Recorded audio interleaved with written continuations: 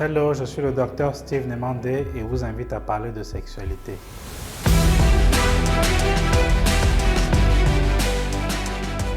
Bienvenue à cette vidéo 5 de la série sur le sexe. Aujourd'hui, nous avons le plaisir d'accueillir Maître Stéphane Aboa, avocat conseil et coordonnateur exécutif de Défenseurs sans frontières. Il nous éclairera sur les aspects juridiques de l'intersexualité. Écoutons-le.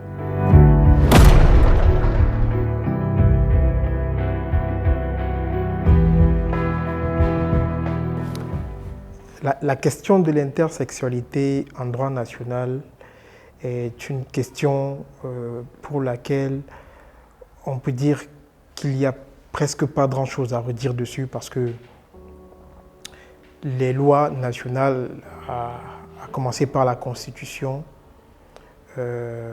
considèrent les citoyens comme des personnes à ne pas discriminer sur la base de certains éléments comme le sexe. Donc, du point de vue légal, les personnes intersexes dans les lois nationales, au Cameroun précisément, ne sont pas identifiées. C'est-à-dire qu'il n'y a pas un texte, il n'y a pas une disposition, nationale qui traite des questions d'intersexualité au Cameroun. Dans le cadre régional maintenant, loin d'être un expert de droit comparé, il y a tout de même quelques législations, n'est-ce pas, qui abordent les questions d'intersexualité. Maintenant, sur le plan international, il y a une panoplie de dispositions, n'est-ce pas, dans certains pays, notamment en Afrique, en Europe ou en Amérique, qui prennent en compte, n'est-ce pas, les questions d'intersexualité dans le cadre de leurs lois nationales. Donc, pour résumer à peu près, la loi nationale traite des questions d'intersexualité de manière silencieuse, mais aussi de manière très claire, parce que les dispositions de l'ordonnance sur l'état civil, de l'ordonnance de 81 qui ont été modifiées par la loi de 2011, du 16 mai 2011, précisent exactement le contenu que devrait avoir un acte de naissance, les mentions que devrait porter un acte de naissance, sur lesquelles il est précisé dans l'article 34 de la loi du 16 mai 2021, qui précise que l'acte de naissance doit préciser le sexe de l'enfant. Si on a un individu qui, lors de sa naissance, connaît ce phénomène, cette ambiguïté biologique, je crois qu'il est à ce moment-là clair que la loi donne un délai pour pouvoir décider, pour pouvoir, pas choisir, mais pour pouvoir au moins avoir un sexe qu'il faudra poser sur l'acte de naissance de l'enfant. Donc la question d'intersexualité en droit national est clairement définie, est clairement dite, est clairement élaguée, c'est-à-dire que dans le cadre de l'acte de naissance, il faudrait qu'on précise le sexe. Maintenant, dans le même ordonnance de 81, il est dit dans l'article, je crois, 54, qu'un mariage ne peut être célébré si les deux époux sont de même sexe. Alors, ça veut dire que déjà pour établir un acte de naissance, il faut identifier le sexe de l'individu. Pour célébrer le mariage, il faut bien entendu identifier le sexe des individus, des futurs époux. Et aussi, lors de l'établissement des pièces d'identité, il y a les mentions à préciser sur les sexes de la personne qui veut se faire identifier, se faire établir un acte d'identité.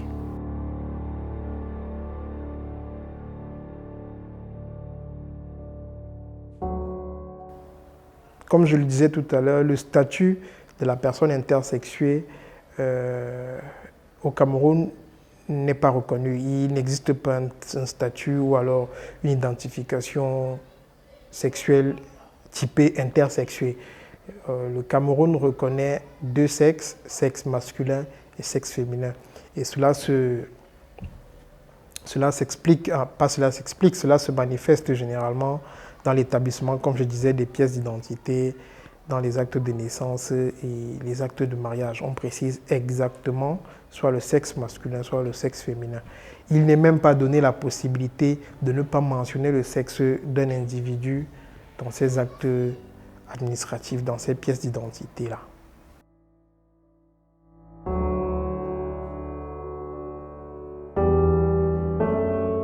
La loi camerounaise sur la position de la pénalisation de ces individus-là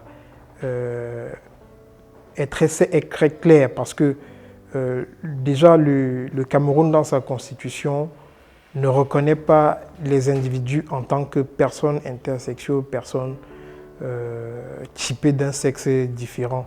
La loi camerounaise connaît les individus comme des citoyens et donc en tant que citoyen camerounais, je ne pense pas. En tant que citoyen camerounais, ces individus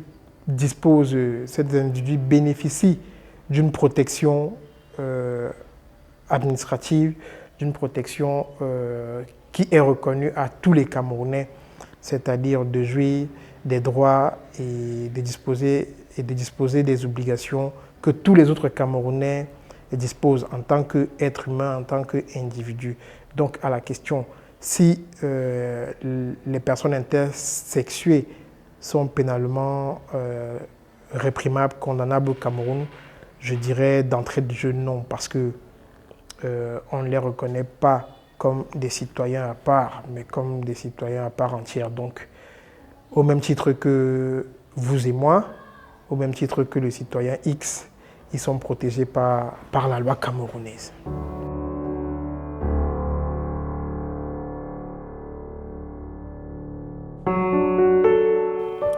Alors, sur la question de la résolution 502 de la Commission africaine des droits de l'homme et des peuples de mars 2023 concernant la protection des personnes intersexuées est une question d'ordre international. Mais avant ça, il faut rappeler que c'est une résolution, c'est-à-dire que la Commission a donné son avis sur la protection des personnes intersexuées et que le Cameroun, certainement, sans me substituer à l'administration, certainement en tiendra compte. Mais cette résolution soulève un autre problème, celui du consentement. Généralement, comme je disais tout à l'heure, le sexe qui doit être mentionné sur l'acte de naissance, qui doit être établi 3 mois après la naissance de l'enfant, il faut se poser la question, est-ce qu'il faut savoir, est-ce qu'il faut comprendre que dès la naissance, il ne faut pas établir un acte de naissance à l'enfant, ou alors c'est une façon de vouloir demander, de vouloir appeler aux États à peut-être retirer les mentions portant sur la désignation du sexe de l'enfant dans les pièces d'identité pour que cette personne-là puisse, le moment venu, de leur propre consentement, de leur propre avis, prendre une décision en ce qui concerne l'option du sexe à choisir dans les pièces d'identité. L'opinion de la commission est une opinion pertinente parce qu'il appelle déjà à la protection des droits de ces personnes-là, chose que la plupart des organisations de défense des droits humains font. Je crois qu'il y a beaucoup plus les questions relatives aux droits de l'homme qu'il faut tenir en compte. La question de consentement en droit pose toujours un problème. À quel moment on peut questionner la résolution? À quel moment on peut décider de faire une intervention? Qui doit décider? À quel moment faudra-t-il le décider? Est-ce qu'il faudra attendre que cet enfant qui est né aujourd'hui atteigne sa maturité à 21 ans, qui est la maturité civile au Cameroun, pour pouvoir se décider? Est-ce que l'autorité parentale ne donne pas ce droit-là aux parents de décider à la place de l'enfant une fois qu'il est né? Ça, ce sont les questions qu'on peut poser sur cette résolution de la Commission africaine des droits de l'homme et des peuples. Au lieu de supprimer ou ajouter, nous sommes là dans une approche arithmétique, est-ce qu'on ajoute l'identification à un autre sexe, c'est-à-dire personne intersexuée, en plus de sexe masculin, sexe féminin, ou alors est-ce qu'on retire? Ce sont des approches sur lesquelles je crois que les sociologues devraient s'attarder dans les années qui viennent. Déjà qu'il faut reconnaître que la résolution de la commission appelle déjà à l'éducation, à l'éducation des populations aux droits des personnes intersexuées. Donc, s'il faudra ajouter, je crois qu'il y aura un autre travail à refaire, celui de l'éducation, comme la commission l'a si bien conseillé. Est-ce que l'autorité parentale peut se substituer au consentement de l'individu intersexué? En d'autres termes, vous posez la question de savoir si le parent peut décider à la place. Je crois qu'en droit camerounais, c'est la règle. Les parents décident pour l'enfant, mais dans l'intérêt de l'enfant. Sauf que dans ce cas d'espèce, concernant les personnes intersexuées, il arrive que plus tard, le choix des parents pose des problèmes de santé à l'individu. Du coup, on se demande qu'est-ce qu'on fait. Tout à l'heure, je posais la question, qu'est-ce qu'on fait? Est-ce qu'on attend que l'enfant arrive à maturité? Est-ce qu'on garde comme ça? Ou alors on n'appose pas la mention du sexe sur l'acte de naissance, sur la pièce d'identité? Ça ramène beaucoup de questions.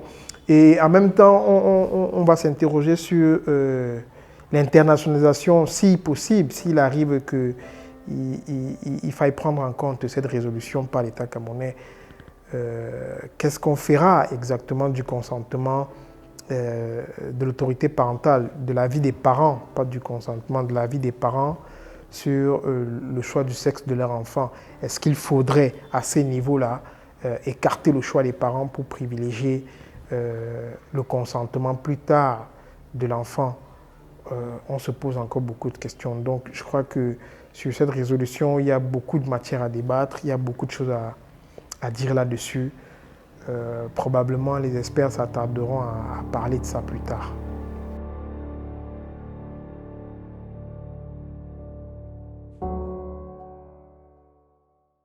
Vous l'avez déjà si bien dit, l'État camerounais qui ne reconnaît pas les personnes intersexuées, cela implique qu'il va falloir revoir la législation nationale en matière d'identité, en matière d'établissement, d'état civil. Il va falloir revoir aussi les questions d'identification plus tard, c'est-à-dire que la possibilité, comme il a été si bien dit, de pouvoir porter grief au sexe qui a été apposé et pouvoir modifier les mentions qui sont apposées sur les pièces légales plus tard. Ça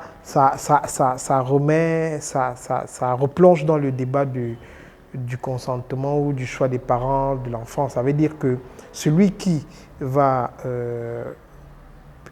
faire cette démarche-là, c'est-à-dire que de changement de mention sur le sexe dans les pièces légales, dans les pièces d'identité, aura soit subi une intervention chirurgicale de la vie de ses parents, soit ses parents ne l'auraient pas fait subir une intervention chirurgicale et que les mentions qui seront apposées sur ces pièces d'identité devront être modifiées, un peu comme le texte sur le changement de nom en droit camerounais. Je pense que ce sont des pistes envisageables dans le long terme, après les discussions sur les questions d'élargissement ou de réduction des mentions de sexe sur les pièces légales au Cameroun.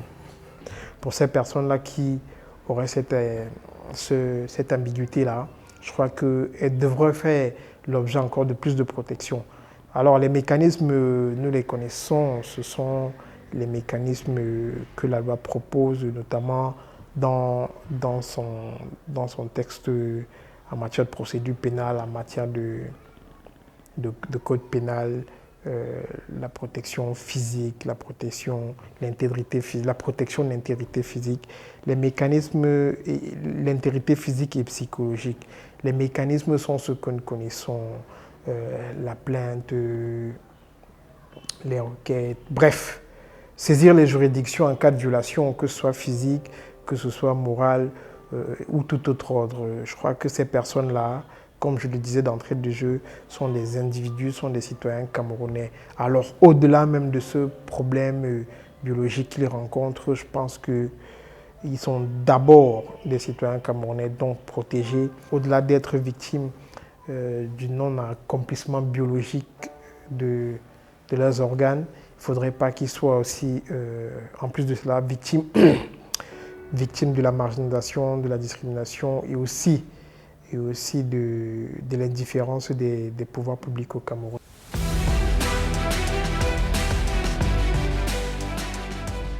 Voilà pour cet entretien avec Maître Aboa que nous remercions. En guise de conclusion, je m'en vais rappeler quelques messages clés qu'il a bien voulu passer. Au niveau national, aucun instrument juridique ne mentionne explicitement l'intersexualité. Le sexe tel que compris par le législateur camerounais se limite à deux variantes, le sexe masculin et le sexe féminin, que l'on retrouve dans les documents officiels, notamment les actes de naissance et de mariage, la carte nationale d'identité ou le passeport. L'absence d'alternative peut constituer un obstacle administratif pour les personnes intersexuées et interférer avec leur droit à l'autodétermination.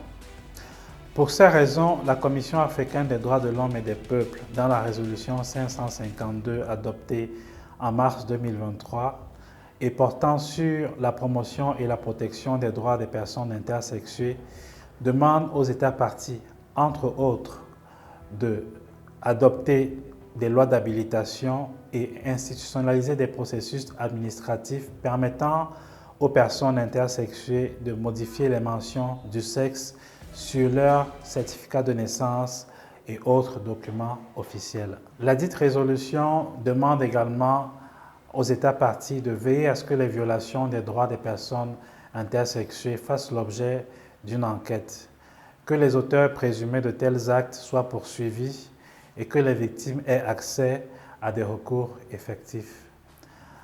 Enfin, elle demande de s'assurer que les membres de l'appareil judiciaire, des services d'immigration, les agents d'application de la loi, les responsables de la santé et l'éducation soient sensibilisés au respect et à l'égalité des personnes intersexuées. Merci de votre fidélité. Nous arrivons au terme de cette première série sur le sexe. N'oubliez pas de liker, commenter et partager nos vidéos sur Facebook et YouTube, ni de vous abonner à nos pages.